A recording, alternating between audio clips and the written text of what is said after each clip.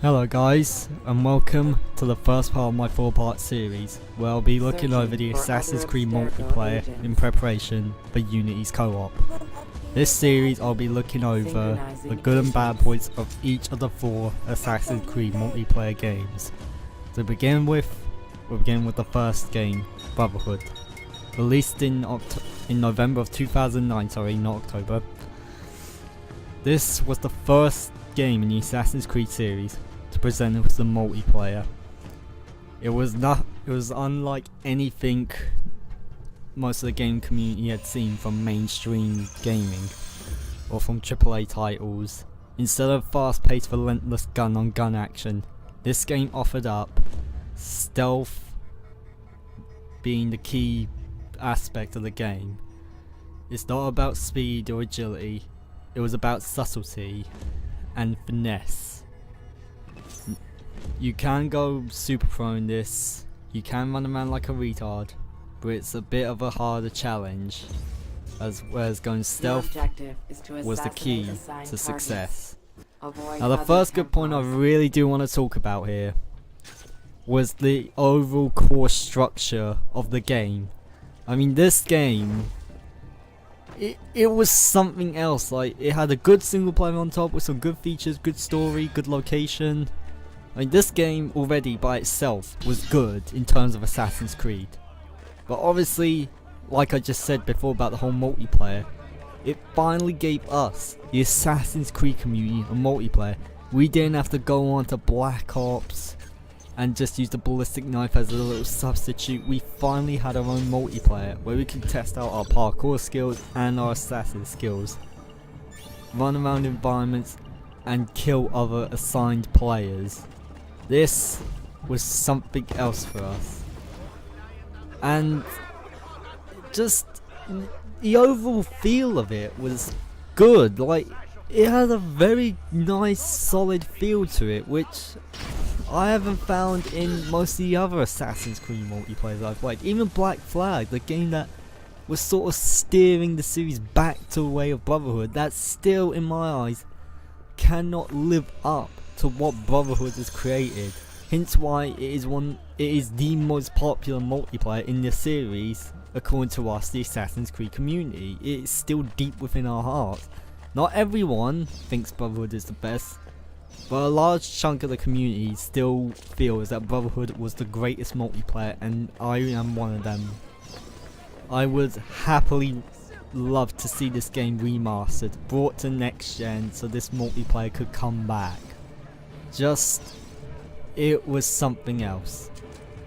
Now another good aspect was, I'm actually going to say this, map design. It had some very good maps on this game.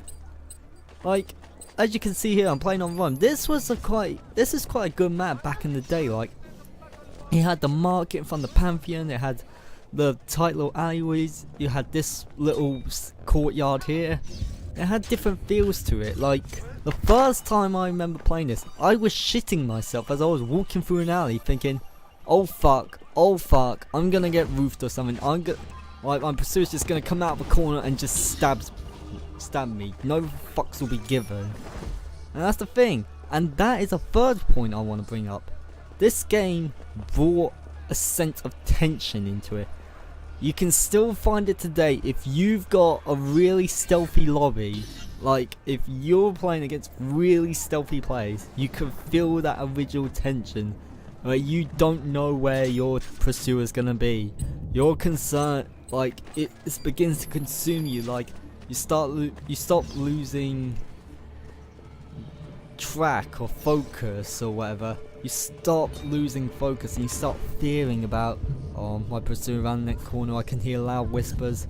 Where is he or she? Where? I mean, it was something else. It really did hit the spot.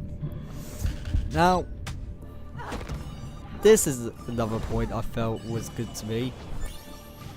Character design. I mean, look at this. The Prowler, one of the sickest characters in all multiplayer history. The Nobleman, he used his fucking claw hand to stab you. You had the Thief, you had the Doctor, you had the Captain. I think the character design was sick. It was something else. And the fact that each character had their own weapons that they kill you with, unlike the more recent Assassin's Creed where you could fully customize each character, which is a good aspect, it loses each character's individuality or personality. So for example, everyone liked the Prowler because he had the hidden blade and he had the hood, so he was basically imitating the assassins.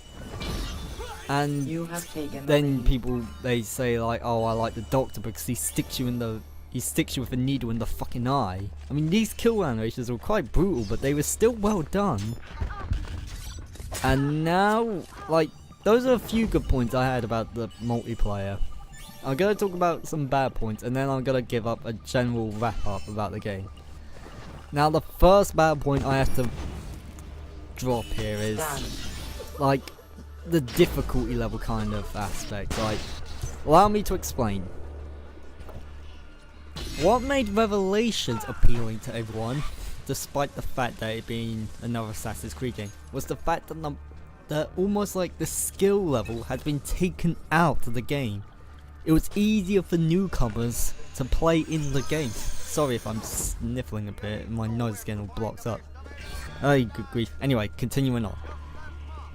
The multiplayer in Revelations was made easier for new players to come into the series. In Brotherhood, obviously this was the first one, no one knew the benchmark, but you could tell most of these people were Assassin's Creed players, and the few idiots you did run into were obviously Call of Duty players because they were completely playing the game wrong, you know, constantly running non-stop, just trying to kill you for 100 points thinking it's quantity over quality, which is the other way around. And this is something that's been suffering. It's almost like the Achilles heel of the series. If you make a multiplayer too hard, only the Assassin's Creed fans will play it, and then you won't have a large community. Make it too easy, yes, people can join, but then it devalues the game itself. It's something that really has been tampering with the series. Now, another bad point, some of the abilities you could use.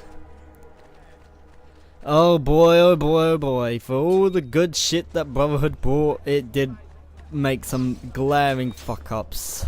I mean, why the fuck was the hidden gun added? I'm sorry, this game was about stealth, yet you could unlock a gun relatively early in the game. It's not like you had to get to level 50 to then use a gun. No, you got at like level 6.